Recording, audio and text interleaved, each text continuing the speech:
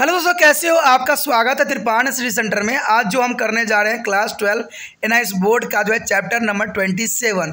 ये chapter biology का है, प्रदूषण। देखिए, प्रदूषण जो है कई मायने में कई क्लासों के बच्चों के लिए अत्यंत महत्वपूर्ण है, चाहे वो 11वीं क्लास हो, 12वीं क्लास हो, चाहे यूपी बोर्ड हो, बिहार बोर्ड हो, चाहे एनसीईआरटी हो, सीबीएसई हो, जो मर्जी हो, सभी बच्चों के लिए अगर सिलेबस उनमें प्रदूषण है तो ये चैप्टर जो है उनके लिए अमृत तुल्य है।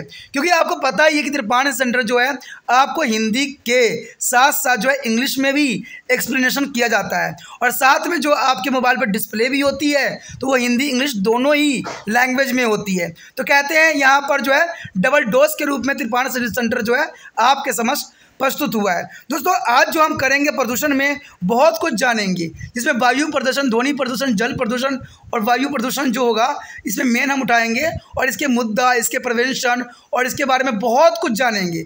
लेकिन आपको पता है कि चैप्टर स्टार्ट करने से पहले एक बात जो मैं हमेशा कहता हूँ, जिसको आपको सोचना भी चाहिए, विचार भी करना चाहिए और अमल भी करना चाहिए, वो ये है कि जब भी वीडियो देखिए पूरा देखिए, क्योंकि अधूरा जानकारी सदैव खतरनाक होता है। साथ में एक इंपॉर्टेंट बात ये भी रहता है, अगर आप पहली बार वीडियो देख रहे हो तो लाइक शेयर सब्सक्राइब करना मत भूलना। क्योंकि दोस्तों, लाइक कीजिएगा तो बनाने वाले का मनोबल बढ़ता है, सब्सक्राइब कीजिएगा तो इससे ये होता है कि जब भी मैं कोई वीडियो डालूंगा उसका नोटिफिकेशन आपको समय रहते मिल जाएगा। और देखिए, शेयर का मतलब ये होता है कि आपके थ्रू ना जाने किन बच्चों को हेल्प मिल जाए, ये आप भी नहीं जानोगे, इसलिए जो है आप शेयर जरूर करो, ठीक है। व्हाट्सएप स्टेटस पे भी लगाओ। दोस्तों, एनआईएस सेंटर जो है कई मानने में बहुत से बच्चों के लिए हेल्पफुल है, चाहे वो 8th क्लास हो, 9th 10th 11th 12th हो, चाहे वो एनआईएस बोर्ड के बच्चे हों, ठीक है, चाहे बीए एमए के बच्चे हो, सभी क्लासों के लिए कुछ ना कुछ जो है त्रिपाण सेंटर में उपलब्ध है। तो इसलिए आपके लिए ज़रूरी है कि आप सब्सक्राइब करके इसको चैनल को जो है सेव कर लो, नहीं तो बाद में अगर रिसर्च करोगे तो शायद आपको ये चैनल प्राप्त ना हो।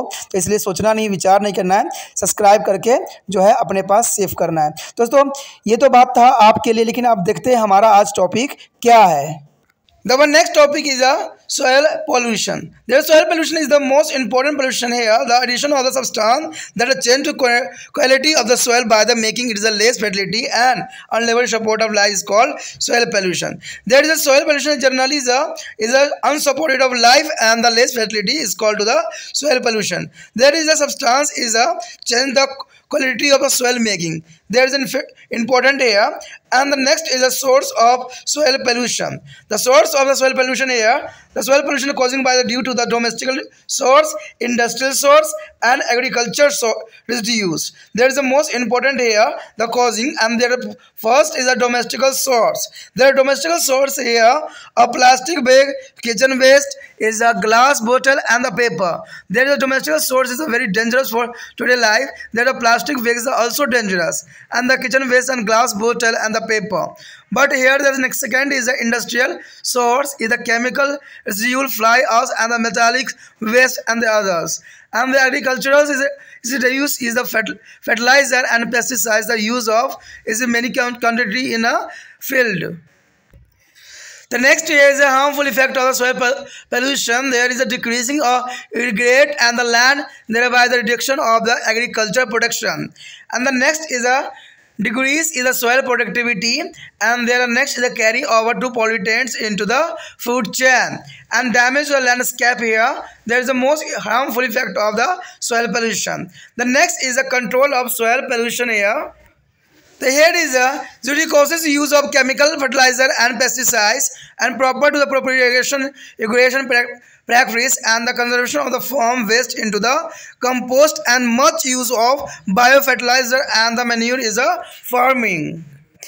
The next here ensure use of pollination free and treated waste water only for irrigations. And there next is the recycling on waste material. For example, plastic, metal and glass are recyclable, and there are incinerations of non-recyclable waste. There is the most important recycling of the waste material for the plastic and metal and glass. They are most important. The next is soil erosion. There soil erosion is a very dangerous for the soil. There is a process of the dashing and removal of the looseness of soil particles by the water, running water, and there is a groundwater, rain, sea waves, and the winds is known as the soil erosion. There is a flying of the running water, is there a groundwater, rain, and is the most is affected by the seas of waves. There is known as the soil erosion.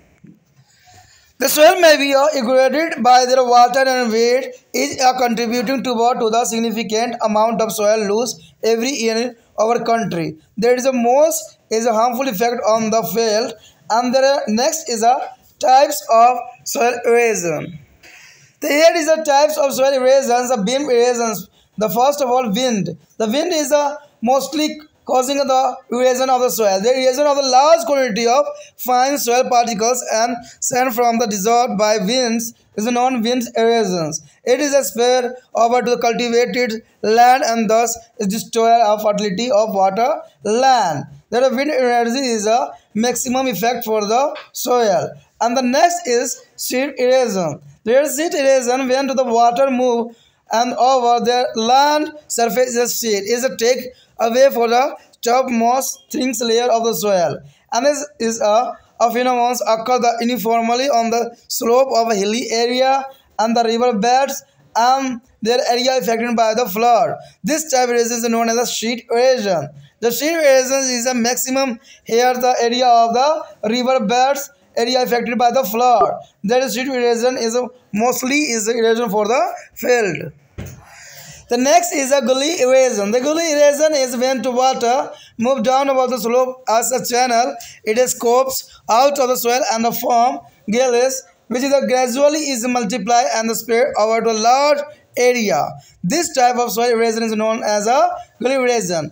The friend, their gully erosion is generally gradually multiply and spread over large area. That is the scope of the soil and form gullies. That is called the gully erosion. And the next is the effect of the soil erosion. There is an effect of the soil erosion here. The soil erosion have a several adverse effects such as the top layer of productivity land may be washed away. There is effect of the soil erosion. There is a top layer of productivity land may be washed away, and the road, fancy bridge, trees, house may be get damaged, and the fine soil may be transported far away. And the crops or pasture land may be destroyed, otherwise begin to washed out while they are getting covered with the mud. And flooded field may be take a long time to recover, and the fertilizers may be also be washed above the leading of destruction in agriculture yards. And the next here, organic matter of the soil is reduced or many apply to manure and relatives high weights and there can be readily to the wash of the field. The crop emerges a growth and they are directly affected by their loss of natural nutrient and fertilizer in the soil. As the seeds and plant can be disturbed or completely removed from to the eroded soil. There is a next is the soil erosion is change the compositions of soil, leaving interfertilized is the rock behind soil quantity and structure, and the stability of the texture may also be affected. There is a main effect for air. The next is a breakdown of the aggregate and the removal of the smaller particles of entire layer of soil or organic matter can be beacon of the structure, even change the texture. Texturally change can be return affect the water holding capacity of their soil, making it a more susceptible and extremely of conditions as a drought. There is next is a sediment, which is the reaches of streams and water course due to soil erosion is clogged drains and the stream channels as in deposit silt in the reservoirs is the reduce of quantity of downstream water. There is a main effect for air. And the next here, there is a cases of the soil erosion. There are cases soil erosion here. The natural, first of all, natural resource. The natural resource means water erosion. There is a natural resource. During the rainfall and drop of rain can be break down a soil aggregate, and there is a disperse them and the losing the soil particles as a transported with the runoff water. And the vegetation is depicted by the birth as the raindrops are free to hit the soil and causing erosion of rainfall. There next is a wind erosion. There are wind erosions. There is a is an important factor. The wind can remove a large amount of soil. Wind erosion is a serious mean of soil erosion, and blowing soil not only the leaves and degraded area is behind, but can be also vary to the kill the vegetations and there is a setter. And the wind blow away for the fine a particle of soil during a draft. The next is a anthropogenic. Anthropogenic means to produce by the humans. The humans are the effective of the soil and their extensive of the cutting down of forest and tree exposed by ground surface to their direct impact of the rain and with the wind. There is a most important factor here, the cutting down the forest, the impact of rain and winds. For example, in the absence of the proper vegetation cover, there is no interception of the rainfalls, and the falling the rain strictly to visual surface directly resulting in the throwing up of the loose soil and particles in the air, and which are the washed away to the rainwater. And the next area, a construction work. There is a construction work is a mining, draining channel is canal and ditch or change to the structure of the soil. This accelerate of the soil erosion due to high speed of winds as well as rainwater. The next is a well making of a road, soil is cut and the massive of digging of the earth take place, and this lead to soil erosion by the water or wind. The next is a excessive use of the plugging machines, fertilizer and irrigation may be damaged for the land. The last here is in many areas trees and grasses are disrupted because of the overgrazing by the animal. There is a main factor here is the overgrazing of animal. This makes the soil susceptible of erosion. The next is the prevention of soil erosion. The some method to control soil erosion is the discussion below. There first here, the roots of tree hold the soil material together, and therefore there should be a protect our forest and tree from a begin cut down. And the is the afforestation is the mean to the planting trees in place of cut down is forest trees, and the planting of trees along the river side and wasteland is a mountainous slope and reduce the excessive erosion of soil that take place in these regions, and it is also effect to the controlling wind erosion. There is a main factor is afforestation. There are planting of trees along the river side and wasteland is a mountainous here.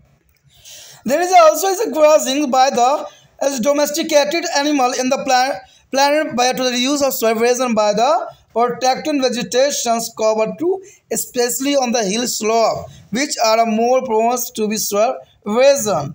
And there is a protected channels for water movement is a must be provided to be stop soil erosion. And if their waterway are properly maintaining the speed of water get reduced and soil erosion are decreasing, and their dam should be constructed on the river to control the flooding and the consequently soil erosion. This can be also done by the diverting water to dry area through the canal in the is a planned way. There is a most important here, and obstruction of now as the bond should be constructed in a land affected by the gully erosion. There is the most important here. And then the next is a tracing is the method of farming to is a conserve the things soil layers on the mountain slopes, and this helps to controlling soil erosions and using a water resource of this area, and more economically and effective from growing crop on these traces. And the next here is the plunging and the tilling of the land along the is a contours level in order to the course of soils they run across the land, and slope is known as the counter plunging. And this method is the most suited to area that have a rolling or landscape. That is the most important. And wind breaks, which is a mean to the planting trees to the protect various soil from to the fully force of wind, also in a preventing soil erosion by wind. And wind breaks reduce to the velocity of winds, thereby decreasing the amount of soil that can be carried away. There is one fact is a biodegradable and the non-biodegradable waste material. The waste generated from the various sources can be categorized by into the two ways. Is a biodegradable waste that include a substance that can be degraded by their microbe into the harmless and non-toxic substance. Here the sewage, kitchen waste and agricultural and animal waste like leaves, twigs and have dungs etc. are the biodegradable wastes. And the next is here non-biodegradable waste here cannot be easily degraded is ammonia cans, plastic, glass, DDT, etc. For example, a non-biodegradable waste is a radioactive waste produced during to nuclear reaction take a long time to declare and the harmful to the human beings. There is the if the waste material is proposed by the some means and convert to the product, we call their process of recycling. The recycling helps the efficiency of management of waste and also reduce to the land and the natural resource. The use of cow dung to be production of the biogas is a good example of recycling of waste for the production of energy. There is a most important for the recycling of day-to-day life.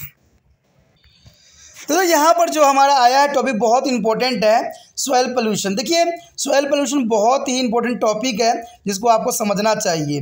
कहते हैं अगर देखा जाए तो जो मृदा प्रदूषण है उसके कई कारण हैं। कहते हैं मृदा ऐसे पदार्थों का संयोजन जिसके उसकी गुणवत्ता परिवर्तन में फलस्वरूप वह जो है कम उर्वरक हो जाते हैं और जीवन के आधार प्रदान करने में सक्षम हो जाते हैं, इसे मृदा अपरदन कहलाता है।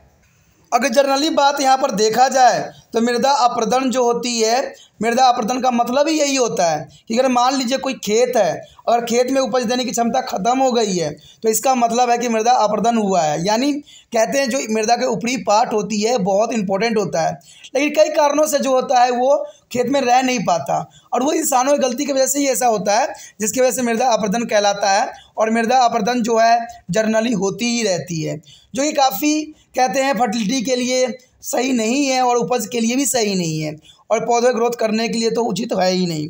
अगर देखा जाए मृदा प्रदूषण के स्रोत, देखिए मृदा आखिर क्यों प्रदूषित होती है, मृदा प्रदूषण के कारण क्या है, तो ये जानना अत्यंत महत्वपूर्ण है। इसमें कहीं हद तक जो है मनुष्य स्वयं ही जिम्मेवार है। कहते हैं सबसे पहले तो इसको मृदा प्रदूषण को बांटा गया घरेलू स्रोत के रूप में, उसके बाद औद्योगिक स्रोत के रूप में और उसके बाद कृषि अवशेष के रूप में। देखिए मृदा प्रदूषण जो होती है मेनली प्लास्टिक के थैले से जो हम यूज़ करते हैं आए दिन। कहते हैं आज प्लास्टिक के थैले के बिना तो हमारा जीवन ही अधूरा सा लगने लगा है। रसोई का अपशिष्ट, ठीक है, और कांच की बोतल पर कागज़ इधर उधर खेतों में फेंक देने से, क्योंकि मिट्टी वो बनती नहीं है और इसकी वजह से जो हमारी मिट्टी होती है वो प्रदूषित हो जाती है। तो ये सब बातें ध्यान देना अत्यंत महत्वपूर्ण है, क्योंकि अगर हम कहते हैं आगे जीवन यापन करना चाहते हैं तो हर चीज़ को संरक्षण करना अत्यंत महत्वपूर्ण है, चाहे जल हो, चाहे वायु हो, चाहे सॉइल हो, चाहे नॉइज़ पोल्यूशन हो। कहते हैं इन सभी चीज़ों से जो है हमें कई मायने में छुटकारा पाना जरूरी है। इसके लिए इंसानों को समझदार होना आवश्यक है। अगर देखा जाए समझदारी की बात तो औद्योगिक स्रोत से भी सबसे अधिक जो है मृदा प्रदूषण होती है। कहते हैं अगर औद्योगिक स्रोत होती है जिसमें रासायनिक अवशेष निकलते हैं, ये तो आपको पता है कि बड़े बड़े कंपनियां चलाने के लिए, बड़े बड़े फैक्ट्री लगाने के लिए उसमें जो है वेस्ट मटेरियल बहुत से अधिक निकलती है, चाहे वो हॉस्पिटल हो चाहे कहीं भी हो।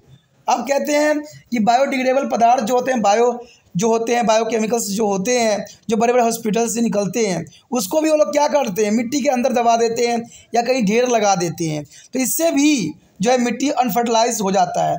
ठीक है, अगर ये बात बहुत इंपॉर्टेंट भी रखता है। साथ में जैसे कि राख हो गया, धात्विक अपशिष्ट हो गया, तो इन वजह से भी औद्योगिकरण बनता है। अगर देखा जाए कृषि अवशेष, देखिए आज के समय में जैसे कि हमें पता है कि ग्रीन रेवोल्यूशन आ चुका है, तो ग्रीन रेवोल्यूशन ऐसे ही नहीं आ जाता है, इसके लिए हर चीज़ की योगदान होती है, जिसमें जो है उर्वरक और पिलकनाशक का भी सबसे बड़ा योगदान है, जिसकी वजह से जो कीड़े मकोड़े जो खा जाते थे फसल उससे बच जाती है।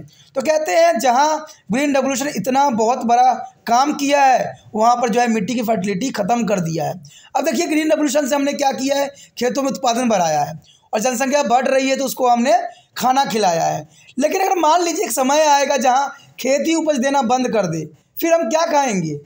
तो ये बात बहुत गंभीर समस्या है कि जितना कम हो सके हमें जो है उर्वरक और पिलकनाशक का इस्तेमाल कम से कम करना चाहिए, नहीं तो ये आने वाला समय में भूखमरी की सबसे बड़ी समस्या खड़ी कर सकती है।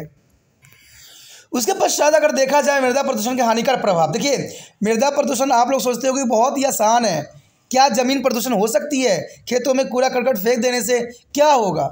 और हम लोग करते भी यही है कि जितने भी कूड़े करकट होते हैं आए जगह पर फेंक देते हैं। कहते हैं आज तो कृषि योग्य भूमि भी नहीं रह गया, जहाँ पर कृषि किया जा सके, सब के सब प्रदूषित हो चुकी है। कोई ना कोई कारण है जिस वजह से वो प्रदूषित है। तो यहाँ पर सबसे बड़ा तो यही बात आता है कि मृदा प्रदूषण के हानिकारक प्रभाव क्या पड़ेंगे। कहते हैं सिंचाई की जाने वाली ज़मीनों में कमी, जिसके फलस्वरूप कृषि उत्पादन में कमी हो जाएगा। अब कृषि उत्पादन में कमी होगा तो आपको पता है कि हम इतनी बड़ी जनसंख्या को कैसे खिला सकते हैं। फिर हमें दूसरे देशों पर निर्भर होना पड़ेगा और फिर दूसरा देश जो है हमें गुलामी के रास्ते पे ले जाएगा। कहते हैं मृदा उत्पादकता में कमी हो जाएगी, यानी जो मृदा उत्पादकता करती है उसमें कमी हो जाएगी। क्योंकि आपने झूम खेती के बारे में पहले भी पढ़ चुके हो। झूम खेती में यही होता था ना कि जो पहले के समय के लोग होते थे भूमि का इस्तेमाल किया करते थे, अगर उसकी फर्टिलिटी ख़त्म हो जाती थी तो उसको घर खेत को छोड़ के अलग क्षेत्र में चले जाते थे। लेकिन आज के समय में ऐसा संभव ही नहीं है, क्योंकि आज जनसंख्या ही इतनी है, अगर आप खेत छोड़ के कहाँ जाओगे। तो ये बहुत गंभीर समस्या है, इसमें सोचने वाली बात है। उसके पश्चात है प्रदूषकों का खाद्य श्रृंखला में प्रवेश। देखिए कहते हैं जितना भी हम चीज़ों को जो है यूज़ करते हैं खेतों में, चाहे जीव जंतुओं के लिए यूज़ करते हैं, सबका प्रभाव हमें उलट के हमें ही पड़ता है। ठीक है, तो आज के समय में जो है खाद्य श्रृंखला में ये सारे जो है अकार्बनिक पदार्थ सब जो है सम्मिलित हो चुका है और हम इसके आदी भी हो चुके हैं। ठीक है, और ये इसका जो प्रभाव हमें शरीर के इफेक्ट देखने को मिलता है। आज आए दिन जो है व्यक्ति हमारे घर में या किसी के घर में भी देख लो, एक न एक व्यक्ति जो है बीमार होगा ही होगा। कारण क्या है, ये सारे जितने भी मटेरियल यूज़ कर रहे हैं खादों के लिए या जीव जंतु के लिए जितना भी यूज़ कर रहे हैं, सब जो है साइकिल होकर जो है खाद्य श्रृंखला में प्रवेश कर जाते हैं और खाद्य श्रृंखला में हम भी हैं। तो इसका जो है सबसे अधिक प्रभाव हम पे ही पड़ रहा है। यानी कहते हैं ना, हम पे ही किया गया, दूसरे पे किया गया एक्सपेरिमेंट हम पे ही उलट के हम पे ही पड़ती है। तो ये बहुत गंभीर समस्या है जिसको हर एक व्यक्ति को सोचने की आवश्यकता है। कहते हैं प्राकृतिक दृश्यता को नुकसान। देखिए प्राकृतिक दृश्यता को नुकसान होती ही होती है, क्योंकि सॉइल पोल्यूशन होगा तो जैसे प्राकृतिक जो दृश्य होती है उसका भी नुकसान होता है।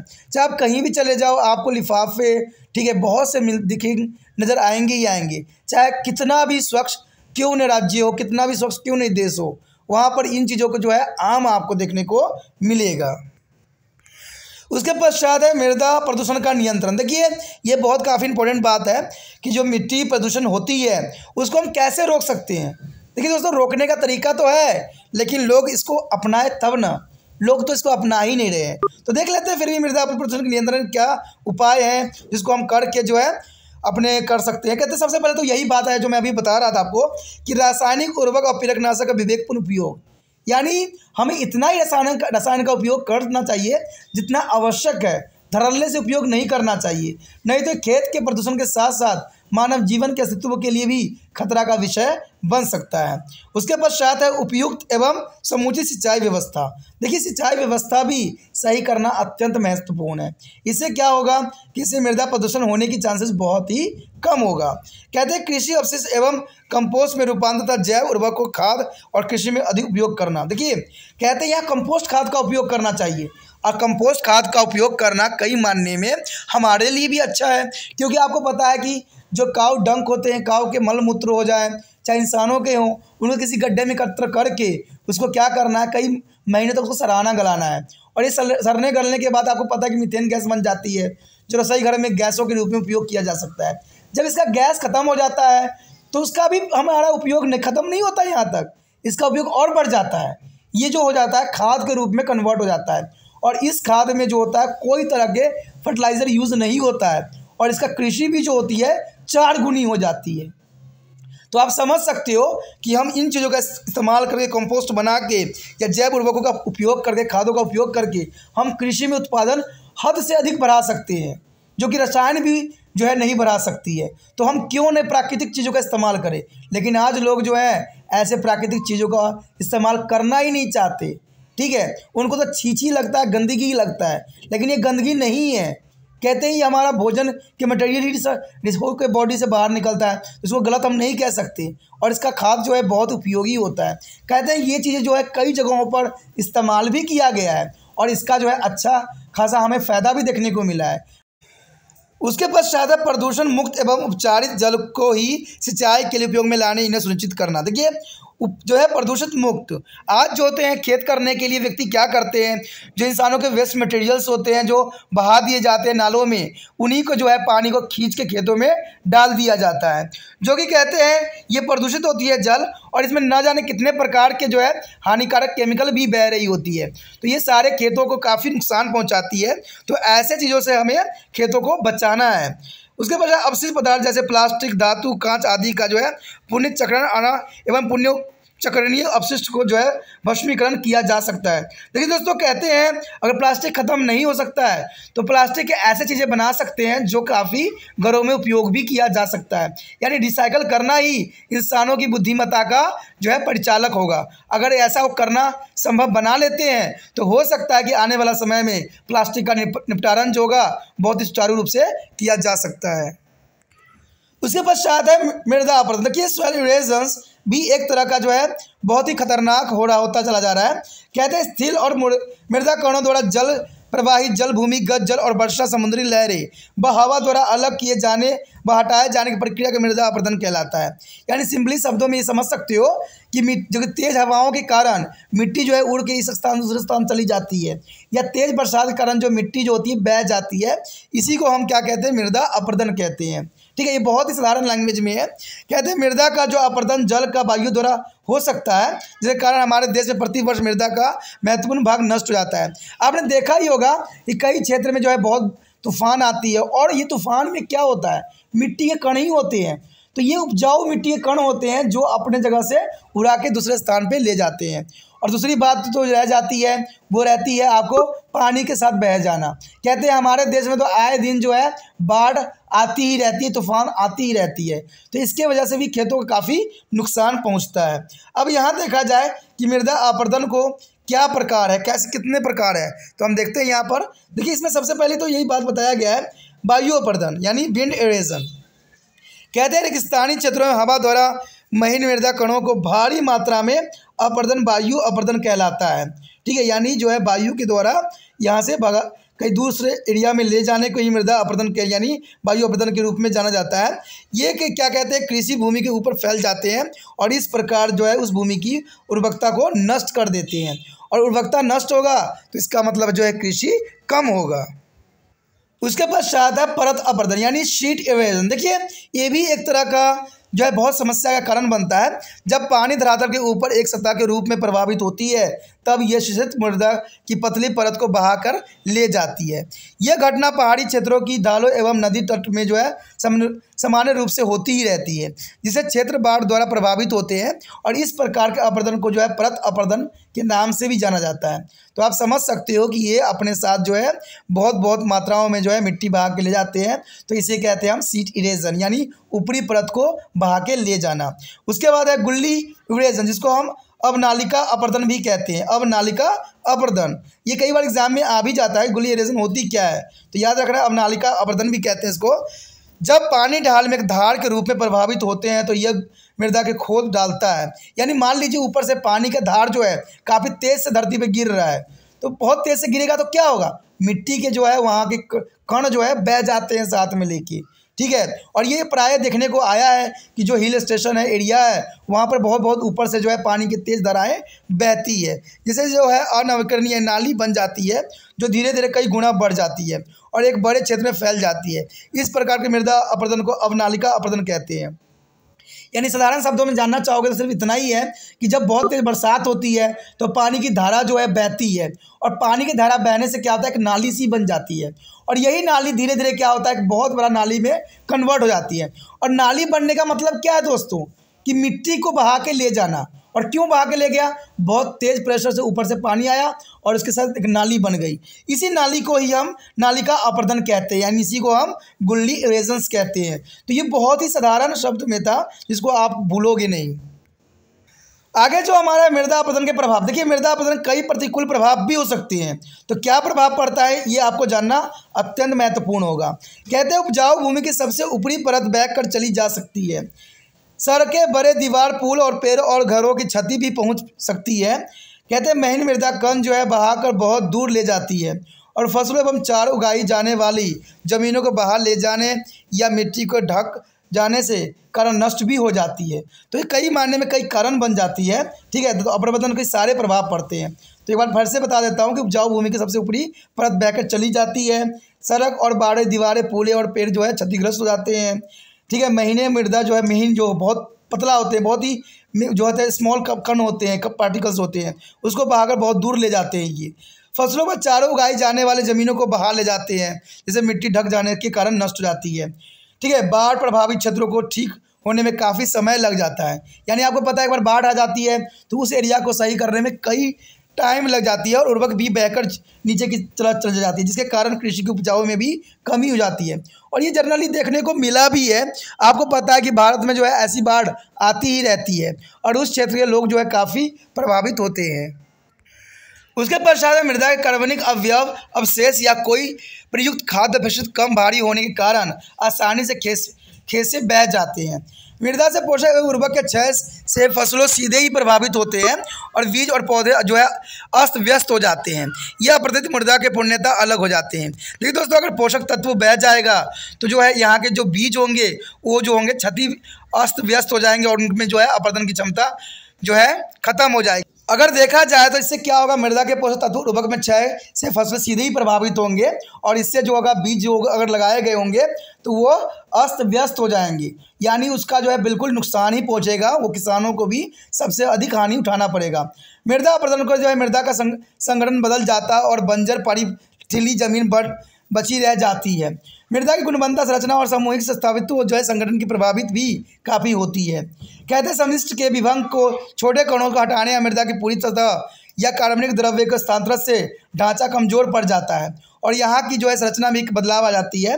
संरचना परिवर्तन के फलस्वरूप मृदा की जल धारक क्षमता प्रभावित होती है और यह जो है ड्रग यानी अनावृत्ति और चरम स्थिति के लिए अति संवेदनशील हो जाती है। तो ये काफ़ी इंपॉर्टेंट बात यहाँ रखता है। कहते हैं मृदा अपरदन के कारण जो है जलधाराओं में पहुँचने वाले अवसाद प्रभाव मार्ग को अवरुद्ध भी करते हैं, क्योंकि आपने देखा होगा कि जब तेज पानी की बहाव चलते हैं तो सिर्फ पानी नहीं चलता है, उसके साथ बहुत से अवशिष्ट पदार्थ भी साथ में चलते हैं, जिसकी वजह से जो है अवसाद प्रभाव मार्ग भी काफ़ी अवरुद्ध हो जाता है और जलाशय जो है गाद यानी स्लैट के बढ़ जाती है।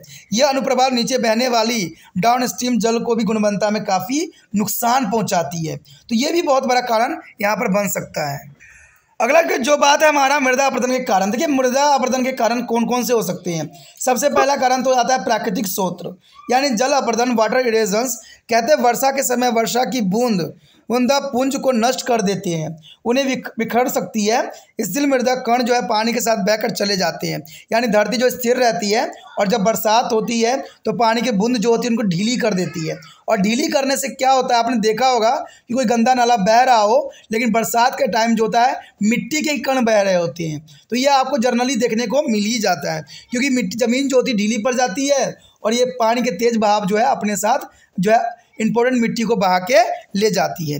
यदि सूखे के कारण जो है भूमि वनस्पति रहित हो जाए तो वर्षा की बूंद सीधे भूमि पर गिरती है, जिसके कारण वर्षा के समय अपरदन हो जाता है। तो ये भी बहुत बड़ा कारण बनता है। मान लीजिए आपने खेत को क्या किया, छोड़ दिया ऐसे ही, चाहे वो वहाँ पर जितने भी पेड़ पौधे थे काट दिया, तो खेत जो थी खाली थी और बरसात होगी तो बरसात के साथ क्या होगा, उसके साथ इंपॉर्टेंट मिट्टी या उर्वरकता क्षमता वाले मिट्टी भी साथ में बह जाएगी। तो ये सबसे बड़ा कारण बनता है। इसलिए खेत को कहा जाता है कभी भी हमें खाली नहीं छोड़ना चाहिए। उसके पश्चात है वायु अपरदन यानी विंड इरोजन। देखिए ये तो जनरली बात है कि वायु द्वारा भी भारी मात्रा में मृदा स्थानांतरित होती है। यह मृदा अपरदन की एक गंभीर समस्या है। मृदा को उड़ा जाने के कारण भूमि निम्नलिखित घटित दर्जे पे या डिग्रेड हो जाती है, लेकिन ये जहाँ भी जाकर गिरती है वहाँ की जो है दबाकर नष्ट हो जाती है। तो ये बहुत बड़ी जो है समस्या बन गई है कि ये अपने साथ बह जाती है और जहाँ भी जाती है फसलें दबकर नष्ट हो जाती है, यानी मिट्टी की जो है दबाव पड़ती है तो ये नष्ट हो जाती है। सूखे की स्थिति में हवाएं मृदा के महीन कणों को उड़ा ले जाती है। अगर मान लीजिए कहीं सूखा या खेत को आपने पोला करके छोड़ दिया है तो इसके वजह से भी मिट्टी जो है उड़ के चली जाती है। कहते हैं मानव जाति यानी एंट्रोफेजानिक मृदा अपरदन, मनुष्य के कारण मृदा का अपरदन। ये भी एक इम्पोर्टेंट बात है। कहते हैं इसमें अगर देखा जाए तो व्यापक पैमाने पर जंगलों पर वृक्षों के काटे जाने से जमीन सतह पर वर्षा और हवा का सीधे प्रभाव पड़ता है। तो देखिए वही बात आ गया, जमीन को काटना जो है, वृक्षों को काटना, जंगलों को काटना, जिससे जो जमीन होता है ढीला पड़ जाता है। उदाहरण, उचित वनस्पतिक अनुच्छेदन के प्रभाव में वर्षा की बूंदे के लिए कोई अवरोध नहीं रहता है, तो उसके साथ वजह से क्या होता है, सीधे भूमि पर पानी गिरती है और जिसके फलस्वरूप जो है स्थिर मृदा कण यानी जो उथली होती है मिट्टी कण, वो हवा से उड़ाकर वर्षा के जल के साथ बहाकर ले जाती है। अगर निर्माण कांच कर खनन और नहरें और जो है गड्ढा खोदने आदि की मृदा संरचना में परिवर्तन करता है, इससे जो है उचित गति हवाएं और वर्षा के जल के कारण मृदा अपरदन की प्रक्रिया काफ़ी तेज हो जाती है। तो वही आपने देखा ही होगा कि निर्माण कार्य तो कभी ख़त्म ही नहीं होती, आए दिन निर्माण कार्य चलती रहती है। तो इसके वजह से भी जो है प्रॉब्लम आती है, खनन और नहरें और गड्ढे खोदने से भी ऐसी समस्या उत्पन्न हो जाती है। ठीक है, देखा जाए सड़क निर्माण के जो है समय मिट्टी की काफ़ी खुदाई हो जाती है, इससे हवा और पानी द्वारा मिट्टी के अपरदन होना एक जनरल सी बात या स्वाभाविक बात हो सकती है। कहते हैं अगला कारण अगर देखोगे तो अधिक जुताई है, यंत्रों का उपयोग, उर्वरक और सिंचाई भूमि की क्षति। कहते हैं हमने यंत्रों का जो उपयोग किया है हम पे ही आज भारी पड़ता हुआ नज़र आ रहा है, और आने वाला समय में जो हमने यंत्र जो हमारे लिए भविष्य था वो हमारे लिए सबसे बड़ा अभिश्राप बनने को तैयार है। कहते हैं कई स्थानों पर पशुओं एवं क्षतिचारण यानी ओवरग्राजिंग के कारण घास व पेड़ नष्ट हो जाते हैं, इससे भूमि अपरदन के लिए संवेदनशील हो जाते हैं। तो ये भी बहुत बड़ा समस्या बनता है कि हम क्या करते हैं, जो जीव जंतु है उसको जो है अधिक घास खिलाने के चक्कर में क्या करते हैं, वहाँ के जो खेत है उसको उजाड़ देते हैं, जिसके ओवरग्राजिंग की वजह से भी कई पेड़ पौधे और घास नष्ट हो जाते हैं, जिसकी वजह से मृदा अपरदन संवेदनशील हो जाती है। अब यहाँ पर आता है मृदा अपरदन की रोकथाम। देखिए मृदा अपरदन की रोकथाम की कुछ विधियाँ हैं जिसके बारे में आपको जानना चाहिए। कहते हैं पेड़ों की जड़ें मृदा पदार्थों को जकड़ के रखती है, अंत हमें अपने वनों और पेड़ों को काटे जाने से बचाना चाहिए। देखिए ये तो मैं पहले ही कह चुका हूँ कि पेड़ पौधे जितने बचेंगे उतना ही मनुष्य का अस्तित्व बना रहेगा। कहते हैं वनीकरण और तात्पर्य कि काटे गए वन वृक्षों के स्थान पर नए वृक्षोपन से नदी किनारे, बंजर भूमि या पर्वतीय क्षेत्र, ढालों पर जो है पेड़ लगाए जाने के कारण उन क्षेत्रों में मृदा का अत्यधिक अपरदन कम हो जाता है। यह वायु अपरदन रोकने में भी काफ़ी प्रभावशाली नजर आती है। कहते हैं घरेलू पशुओं द्वारा चरना एवं योजनाबद्ध तरीके से किए जाने पर जो है वनस्पतिक आच्छादन की यानी विशेषकर पर्वतों की ढालों में रक्षा करने के मृदा अपरदन को कम किया जा सकता है। यानी अगर आप घरेलू पशुओं को अगर ढंग से अगर चराते हो, अगर योजनाबद्ध बनाते हो तो इसे मृदा अपरदन को रोकने में काफ़ी हेल्पफुल भी हो सकता है। उसके पश्चात है पानी के बहाव के लिए जो है चैनल रक्षित किए जाने चाहिए। यदि जल मार्गों का सुनिश्चित रख रखाव किया जाए तो पानी की गति कम होने से मृदा अपरदन भी कम हो सकता है, जैसे बड़े बड़े डैम बना के। कहते नदियों में बाढ़ व परिणामित मृदा अपरदन रोकने के लिए बांधों का निर्माण किया जाना चाहिए। यह जो है योजनाबद्ध तरीके से पानी को सूखे क्षेत्रों की ओर प्रभावित करके किया जा सकता है।